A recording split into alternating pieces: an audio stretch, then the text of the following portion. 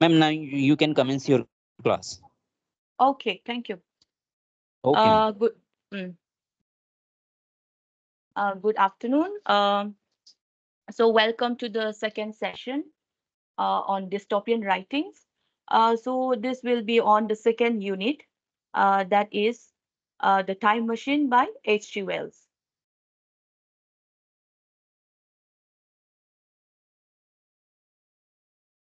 Okay, so please bear with me. I'm having some problem with this PPT.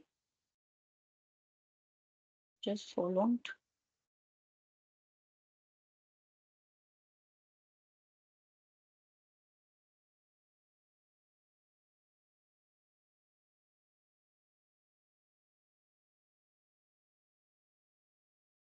Okay. So a little bit about the historical background and the context of the time machine, right? The time when H.G. Wells was writing it, it's published. The novel was published in the year 1895, right? So 1895, it's the Victorian period, right? So what was the time during which H.G. Wells wrote the time machine? What was the political, historical, social context, right? So we'll have a look at that. So in the late 19th century printing, there were significant technological advancement and social changes. Uh, Emerging industries fueled mass production and consumptions, and workers were working for very long hours under very dangerous working conditions, and also they were paid very low wages, right? Because of all this, they organized unions to address all their issues, and this would often lead to confrontations with the factory owners. uh, and despite some improvements in labor laws, uh, social and economic disparities persisted, with debates between the reformists, who advocated for the improvements and other improvements of the working class, while there was this other group who held these Darwinian views regarding the uh, inferiority, right? The inherent inferiority of the working class. That is what they believed, right? These people having this Darwinian views, they believe that the working class or the poor, they had this inherent inferiority, or laziness, because of which they were poor, right? uh, right, so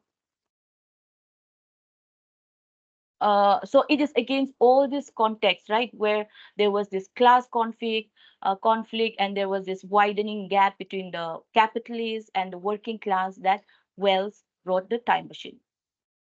So we all know the Time Machine is a dystopian science fiction, right? It depicted a very bleak future of society, with scientific principles and theories serving as the basis for these concepts. And we also know that H.G. Wells has often been called the father of science fiction, along with Jules Verne, right, who was also a contemporary of H.G. Wells. He was a French science fiction writer. So along with Jules Verne, uh, H.G. Wells is also known as the father of science fiction. He's also known as the Shakespeare of science fiction. Uh, and we know that science fiction is sorry, right? It's a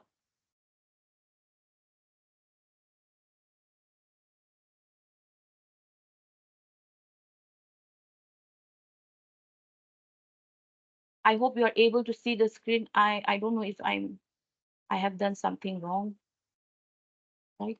Okay. So we know that science fiction is a genre of fiction that explores the advancement in science and technology in the future. It is often rooted in scientific principles, and often incorporates, some kind of speculative theories or speculative scientific laws, right?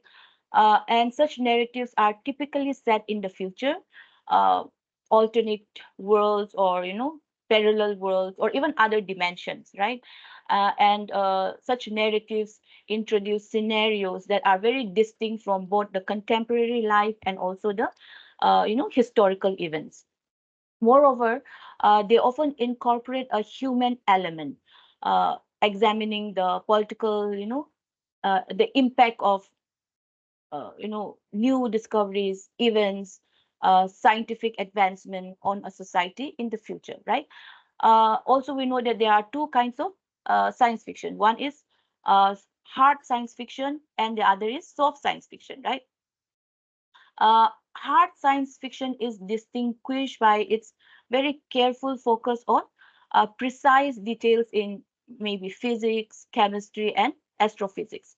And these narratives uh, portray potential future, uh, enabled by advanced technologies, uh, and also several predictions, very accurate predictions about the future have emerged from this genre.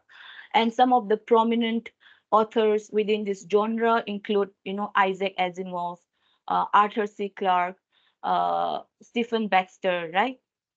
And on the other hand, soft science fiction are narratives that draw upon social sciences, right, such as psychology, economics, sociology, and anthropology.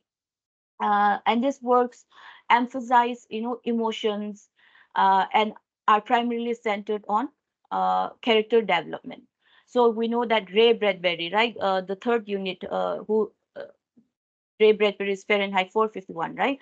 Ray Bradbury is a very significant figure in this within this category of soft science fiction, right? Because his soft science fiction, it also centers or revolves around character development, right? So it's not just about science, technology, but also the narrative is also centered around characters, and also the narrative is built towards developing the characters, right? So that you would have known, by reading the novel Fahrenheit 451, right, and the different characters that are present in the novel. Uh, So, soft science fiction also often overlaps with utopian and dystopian tales, right? As exemplified by George Orwell's 1984, or Aldous Huxley's Brave New World, or Margaret Atwood's The Handmaid's Tale, right? So all these are soft science fiction, right? So then what about the time machine? Does it fall under hard science fiction or soft science fiction, right? We know that though the time machine does incorporate some scientific principles, but it also includes some speculative elements, right, that are not very firmly grounded in established science, right? As such, it might be accurately categorized as a blend of scientific fiction and speculative fiction, rather than just exclusively hard science fiction, right? Also, the first unit, right? The on the Last Man, right? What about the Last Man? Would you call it as a hard science fiction or a soft science fiction? Uh, we know that in the Last Man, not much mention of technology, right? There is the technology in the Last Man is not futuristic as such, right? So the Last Man is more an apocalyptic political science fiction, right, rather than hard science fiction, as the main focus of the novel lies in exploring the consequences of uncontrolled human action on a global scale, right, which ultimately led to the demise of human civilization, right? So Shelley's political science fiction does not uh, dominantly focus on predicting the future of technology and human society, right? That is based on current innovation and scientific theories, right? Which many hard sci-fi writers later they would do that, right? For example, like Isaac Asimov and Arthur C. Clarke, right? Many of their novels or narratives, they would often predict and inspire real science innovations, right? But that is not the case with Mary Shelley or the time machine, right? So they could be classified as soft science fiction rather than hard science fiction. What about the narrative? So we know that the time machine is a frame narrative, right? It employs a frame narrative where a narrator is like narrating a story. So a frame narrative is a story within a story, right? So uh, the narrator, we know that there are two narrators in the time machine, right? So the first narrator in the mid 1890s introduces the main story, right? The main story that is set in the distant future and which is recounted by the time traveler, right? So both these narrators, that is the first narrator and the time traveler, they offer a first-hand perspective on the events, right? So we see how chapter one and chapter one, chapter two, and the last chapter, it's not chaptered, but the epilogue, right?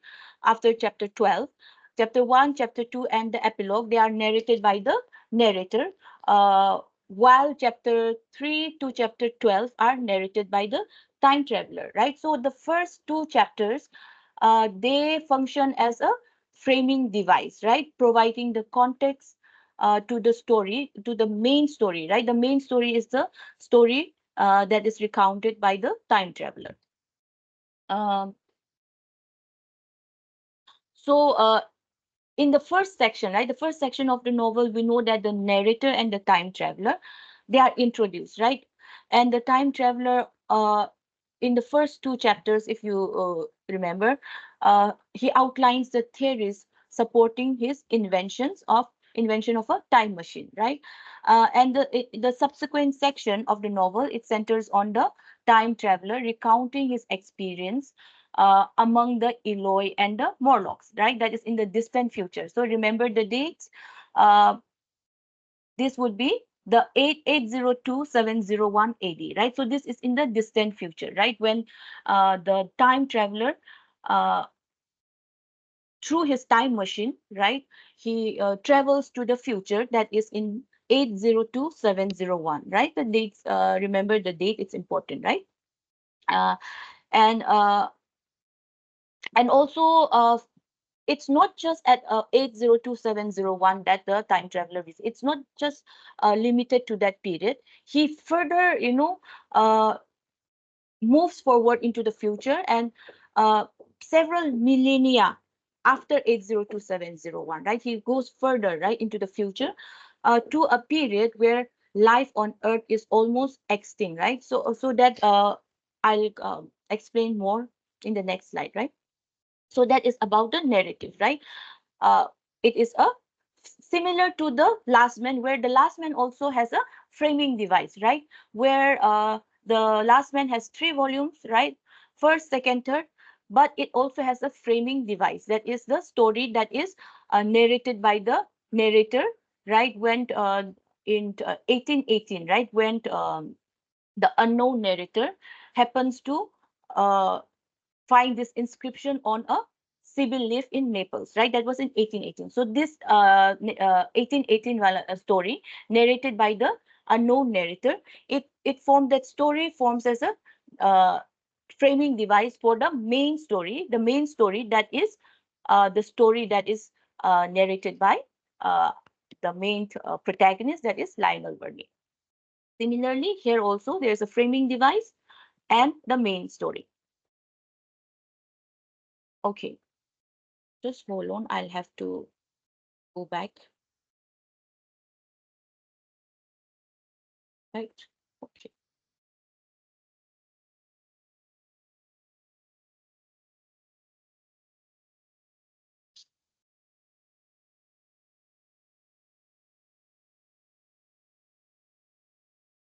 Okay.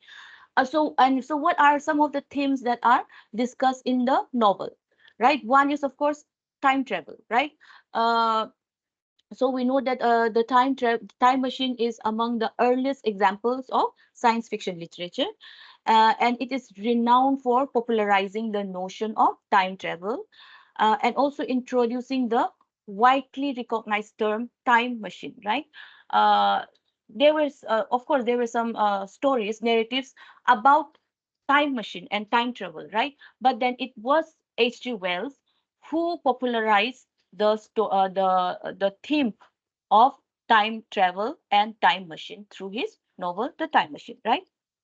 So the novel starts with the time traveler explaining to a gathering of his friends, including the narrator, right, about the possibility of time travel. He posits that time constitute a dimension that is similar to, length, breadth, and height, and that individuals should be capable of traversing time much like they traverse these other three dimensions, that is the length, width, and the height, right? So to substantiate this claim, that the time traveler asserts that nothing can solely exist in three dimensions, right? And he further explains that, an object or an entity with zero temporal existence is essentially non-existence existent, right? So thus all entities or all objects inherently exist within four dimensions, that is length, width, height, and time. So, and also he unveils his invention, right, to his uh, visitors, right, a machine that is capable of navigating the fourth dimension, which he demonstrate, of course, to his skeptical guests, right? The guests, they were not really accepting of his invention and of his claim, right?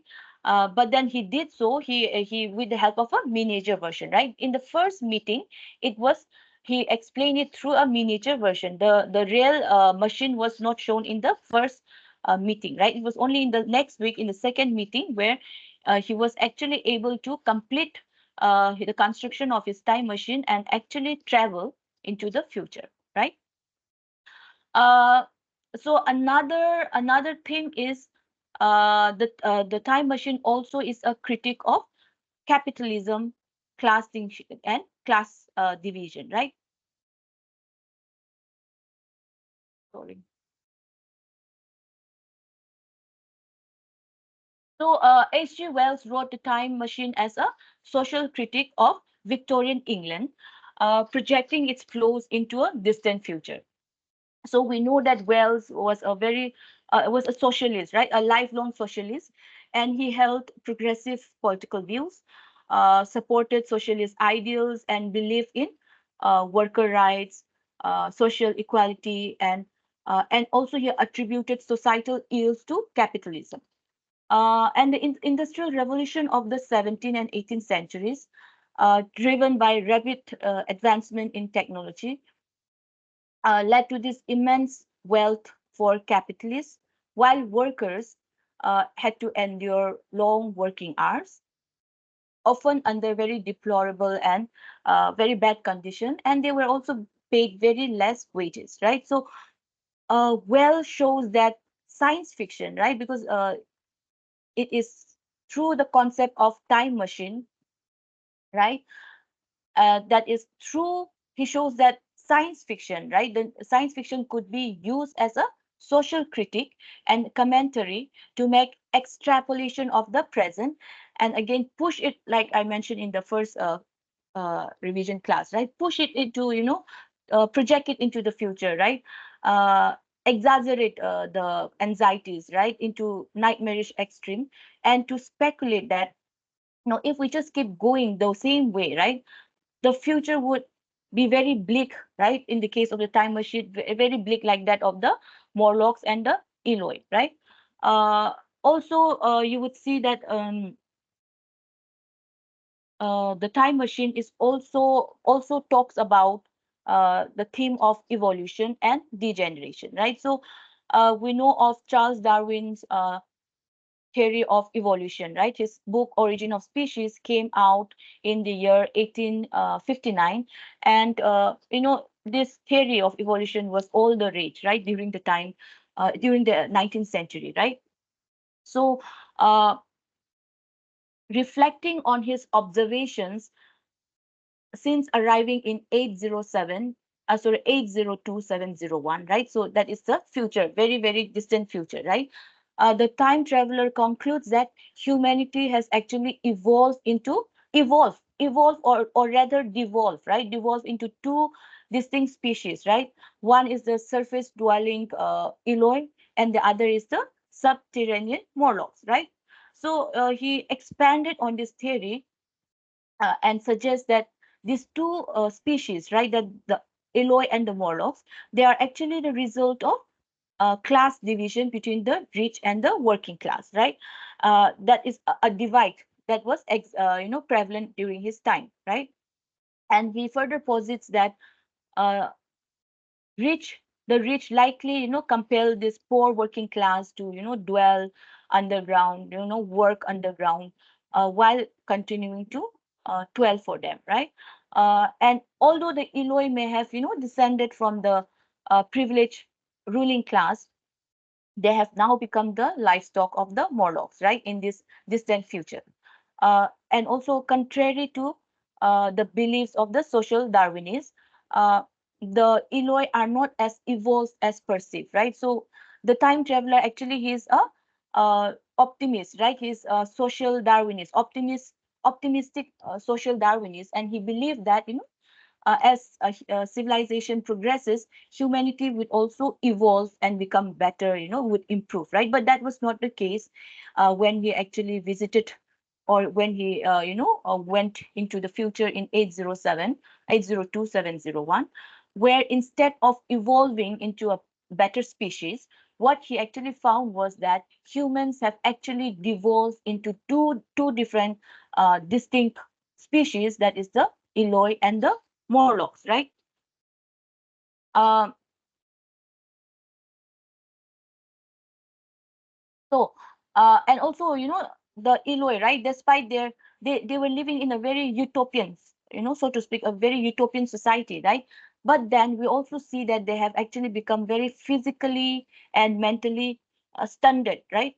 Uh, they were beautiful, right? H.G. Well mentions that they look delicate and beautiful, right? They possess certain kind of beauty, but they were still unable to do anything for themselves, right? They were incapable of doing anything for themselves. They were not even able to defend themselves from the Morlocks, right? So all the works were done by the Morlocks, right? Their food, their clothes, everything were prepared by the Morlocks. Uh, so, but in contrast, what we see is the Morlocks, uh, representing the working class, have now, in the future, they have now become the dominant force, and they were asserting control over the situation, right? So, but then we also see that neither of these species, right, neither the Morlocks or the Eloi, they are neither desirable outcomes of evolution, right? It's not that one is better than the other, right? They have not evolved, but then they have evolved, right? They have regressed. So we see this theme of evolution and degeneration that Wells explored in his novel, right? Uh, in this way, we also see how Wells is challenging this very simplistic notion of progress and civilization, right? As he's countering this notion of evolution as something that is perfect, right? Um, uh, Tied to this is again the critic of social Darwinism, right? So Wells, what he does is he criticizes the elitist aspect of evolution that is known as social Darwinism, right? So social Darwinism is say to perpetuate or justify social inequality, capitalism, as it argues that social inequalities are actually the result of natural and inherent differences in ability, right? Such that those who are successful and rich are actually seen as deserving of their status, while those who are poor are viewed as inherently lazy and inferior, right? So, accordingly, those who are strongest and most intelligent, they are better equipped, right, to thrive in this competition, while the weaker people are more likely to fail, right? So social Darwinists, they would argue that this competitive process would naturally lead to the establishment of hierarchies, right? Which, of course, Wells criticizes through the evolution of the Morlocks and the Eloi, right? Which he shows through the evolution of humans, where the evolution is actually not a desirable outcome, right? Also, we see that Wells, through the novel, he talks about the importance of hard work and challenges, right? So the time traveler, we see that he discerns a lack of intellectual acumen among the Eloi, right? Uh, Contrary to his expectations of future civilization, being advanced and intelligent, right? Because he was a optimistic social Darwinist himself, right? So the time traveler, since he thought he himself was an optimistic social Darwinist, he thought that when he sat on the time machine and traveled into the future, right? He thought that he would actually meet a much more evolved, much more developed, much more intelligent species of humans, right? But of course, that was not the case when he actually came into contact with the Eloi and the Morlocks, right? Uh, and when he first landed in the land of the Eloi, what does the time traveler see? He observes that he observed certain ruins, right? He only saw huge buildings, right? Like castle-like structures, and there were no small family homes, right? Like those that were of his time, right? A Victorian era, but only big buildings, right? So what did he think? He thought that it must be a communist society, right? Because uh, the Elois, they didn't live individually, right? It's not like the Elois had individual families and each family lived in singular, individual houses. It was not the case. They all lived together in big, like in buildings, right? In big buildings, right? In groups, in hundreds, 200s, right? All of them were living together in groups. So what uh, the time traveler actually thought was that maybe this is a communist society, right? That was his initial thought when he landed in the land of the Eloi, right? Then the time traveler then notes the physical appearance of the Eloi, right? Describing them as aesthetically pleasing, but then they had this very peculiar, characteristics, right? The Eloi were very short, right? They stood at approximately 4 feet tall, right? And they had very slender frames, and they didn't have really big muscles, right? Very minimal muscle mass, right?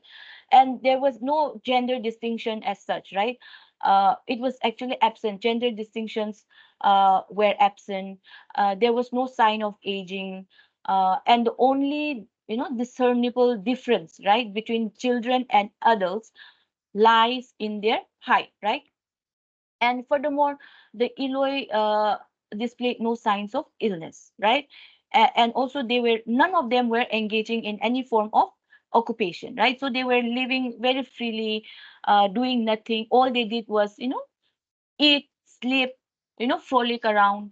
And when the time traveler first met them, they were not even scared of him, right? They were not even scared of his stature, right? Uh, but what they did was they made a garland out of flowers and then put a garland over him, right? So despite this time travelers very imposing presence and sudden appearance among them, the Eloi exhibited no fear, right?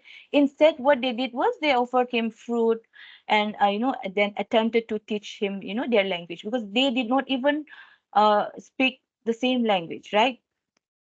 They spoke a very sweet tongue. That is what a Wells wrote, right? They could, when the time traveler tried to communicate to them, he found that they were simply cooing, right? They did not speak the same language, right?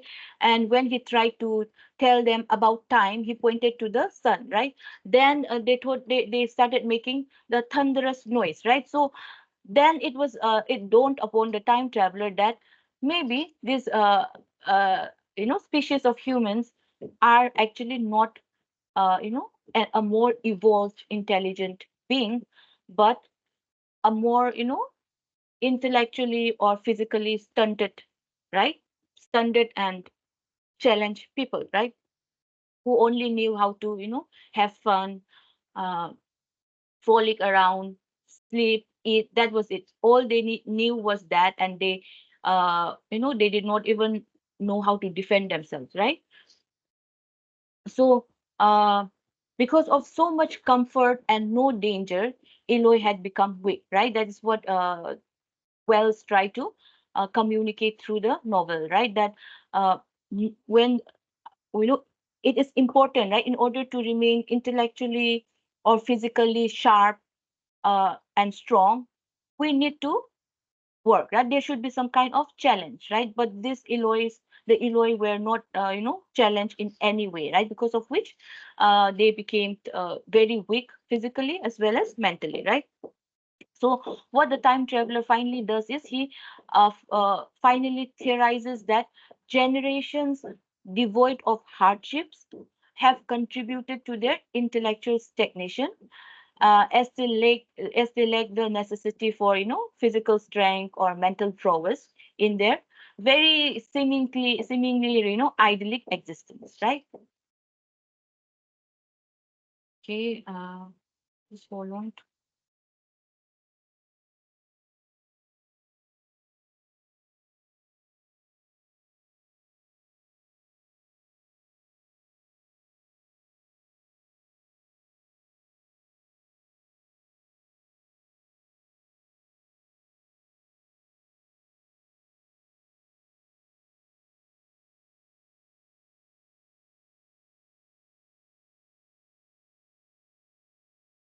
Okay. Okay, symbolism, right? What are some of the symbolisms that you can find in the novel? One is the Palace of Green Porcelain, right? So we know of the Palace of Green Porcelain, right? Which actually turned out to be a museum, right? And what does this green porcelain symbolize? It symbolizes decay and transience of human civilization, right? And it serves as a reminder of the impermanence of human achievements and also the eventual decline of even the most advanced societies, right? uh, it makes us reflect on the value of human achievements, right? Because there were so many decaying artifacts in the museum, right? uh, so we know that museums, right? uh, Museums symbolizes, so a nation with in possession of a museum is considered to be a developed modern nation, right? So any nation after achieving their independence, what they first do is they think of coming up with their own museum, right? So that they can also legitimize their claim as a nation, right? And also as a developed nation, right? So in this case, we see the Palace of the Green Porcelain, which turned out to be actually a museum. It makes us reflect on the value of human achievements, right? Because there were so many artifacts, right, within the museum that were decaying, right? So what does this again further remind us? It reminds us that the endeavors, right, that humanity once valued, right? All the objects that are placed in the within the space of the museum, those are the objects that are valued by the communities, right? So we know that what kind of objects do you find within the space of a museum of a nation, right? Those objects are you know valued by the nation, right, by the community, right? It's not that any you can place anything within the museum. Only those things that the members of the community or the citizens of a nation think that it's a important part of the community, or heritage or of the community of a nation. Only those important valuable objects are placed within the museum, right? So here what we see in the story is that there were so all the objects, right, within the museum, they were just lying there, right, decaying, right?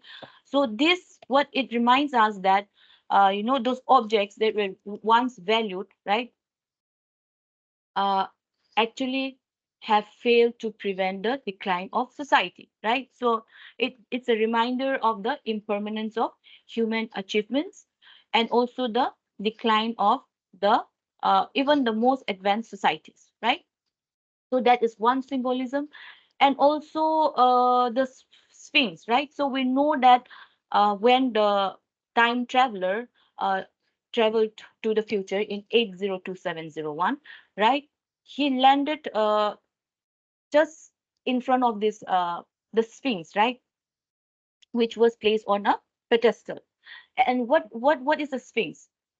uh, a Sphinx is based on a mythical creature, uh, that would pose certain kind of riddles, and if the person who is not able to answer the riddle, the Sphinx would eat the person, right? Would consume those who fail to answer the riddle correctly, right? So in the novel, the Sphinx symbolizes, both the time travelers' approach to the future world, right? Future world, it's seen as a puzzle, right? A puzzle that needs to be solved, right? And also to the time, to the concern, the main concern of the novel. So, what is the main central concern of the novel? As mentioned by the H.G. Wells, it is about resolving or solving the widening gap between the working class and the ruling class, right? That is the problem of, labor problem, right? The class conflict, the widening gap, right? So it also, the Sphinx also uh, has to do with the central concern of the novel, right? That is solving that puzzle, right? Solving the problem, solving the problem of the large, divide, right, between the working class and uh, the ruling class, right? Before before it actually consumes the society, right? So the Sphinx, what it does is it poses certain kind of riddle, and if the person is not able to answer the riddle, he or she is consumed by the Sphinx, right? Similarly, in the novel, the Sphinx uh, symbolizes an approach to the central concern of the novel, which is about solving the problem of the solving the widening gap between the ruling class and the working class that was prevalent during Wells' time, right? So, in case if this widening gap is not solved, then the society, then what, then um, the Sphinx will consume the society, right? That problem itself, right? In this case, the problem itself would consume and the society and would lead to the destruction of humankind, right? So that is another symbolism in the novel. Another one is the flower, right? The white flowers, right? So we know that Wina, who is that one of the Eloys, right? In who meets with the time traveler, and he befriends Wina, and also in fact he saved Wina from drowning, right?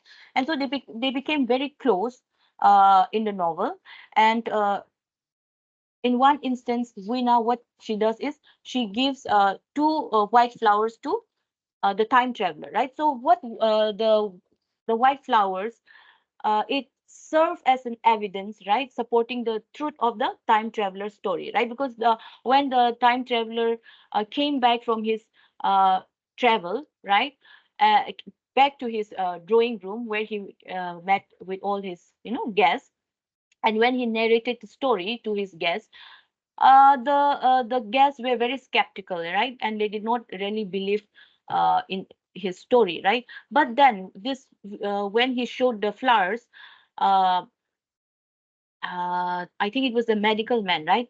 He said that, oh, I've never seen any flower like that, right, in my life. So this flowers, what it actually does is it serve as the flowers serve as evidence, right? Evidence of the time travelers visit to the past, sorry, to the future, right? That is one. And also for the unnamed narrator, right, the first narrator, right, what the symbols, the flowers symbolize is, the human capacity for, for affection, for gratitude, right, that will endure within society, even as other, other positive aspects of humanity would fade away, right? That is what uh the narrator says, right, towards the end of the novel, right, when he says that, uh, so the last epilogue is again written by the narrator, right? Where he writes that uh, it has been 3 years, right? It has been 3 years since he last saw the time traveler, right? And he doesn't know whether the time traveler has traveled to the past or traveled to the future, right? Because it's been 3 years and he doesn't know if he will ever return back, right? But what he has with him is the two flowers, right? That was given by Wina. And what these flowers, what these two flowers symbolize for the narrator is that, you know, despite, right? Sorry. You know, that the flowers symbolize the human capacity, right? Human capacity for love or affection, right? As Veena showed to the time traveler, right? So the flowers symbolize the affection and love, right? Even when uh, other positive aspects of humanity, right, would fade away as we saw in the future, right, in 802701, where the Morlocks were preying on the Eloi, and the Eloi had become, you know, all intellectually and physically stunted, and it was not actually a positive outcome of evolution, right? Even if that was the outcome, right, a very bad, right, outcome of evolution, but still, what the flowers symbolize for the unnamed narrator is that uh, since it was given by Wina, it symbolized, the flowers symbolize gratitude and affection, right? Uh, that will endure within a society even when other positive aspect of the society fades away, right? So that is another aspect. So now, since since it's a dystopian fiction, right? What are some of the cautionary tales or warnings that are presented by H.G. Wells in the novel, right? Uh, so we know that the story of 802701, right? The future, that is the future, serves as a political commentary on late Victorian England, uh, portraying a very dystopian vision of a troubled future, right? And it urges contemporary society to reconsider its ways to avoid a fate that resemble that of the Eloi, who live in fear of the subterranean Morlocks. Uh, and through the Eloi, Wells satirizes Victorian decadence, right? While the Morlocks offer a critique of capitalism, right?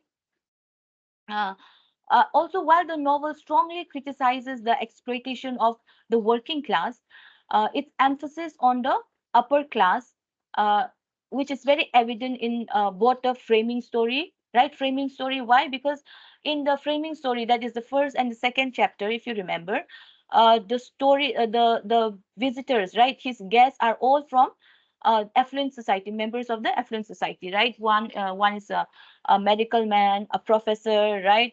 uh, and who else, right? Those all are educated and from a rich affluent society, right? So the emphasis, actually, though, you know, the what Wells does is criticize the exploitation of the working class, but his actual emphasis is on the working on the upper classes, the rich, the elite, right? um, so, well, actually, he directs his message primarily towards the readers of the higher social standing, right? It is they, right, who must change their behavior to prevent humanity from facing a future that is even more tumultuous or, you know, violent than the current state, right? That is as presented by Wells in 802701, right? Uh, Wells also shows the potential consequences of unchecked capitalism on human evolution, right? He suggests that if capitalism continues unabated, humanity will divide into two distinct species, right? The privileged ruling class, as depicted by Eloi in the novel, and the laboring working class, as represented by the Morlocks, right? uh, and also contrary to the belief that civilization's progress would you know, would improve the species, Wells actually argues that it would have the opposite effect. uh, as we see that the luxurious, lifestyle of the Eloi actually leads to their decline, rendering them very weak, lazy, foolish, right? As survival is again no longer a concern for them, right? So this regression makes them very vulnerable targets for the Morlocks, right? So through this plight of the Eloi, Wells aims to caution the ruling class or the capitalists who perceive themselves as striving towards perfection, right? He tries to say that that is not the case. No, it is not necessarily uh, you know uh, you know moving towards perfection or towards a better society, right? That is not the case that he shows through uh, the evolution of Eloi and the Morlocks, right? And also we discern Wells' concerns and opinions in his autobiography, titled Experiment in Autobiography. I think it was published in 1934, right? It is an autobiography written by H.G. Wells, right? So in that autobiography, he observes that his advocacy for democratic socialism stemmed from his belief that the existing political and social structures were fundamentally at odds with scientific and industrial progress, right? So Wells warned that if the class barriers of the late Victorian society persisted, right, that the class distinction, the class divide between the working and the ruling class persisted, then the consequences would be very dire, would be very severe, right? While maybe scientific innovation would continue, but its impact on society would be, uh, you know, detrimental rather than unifying, right? So that are some of the warnings that Wells gave us through the novel. Okay.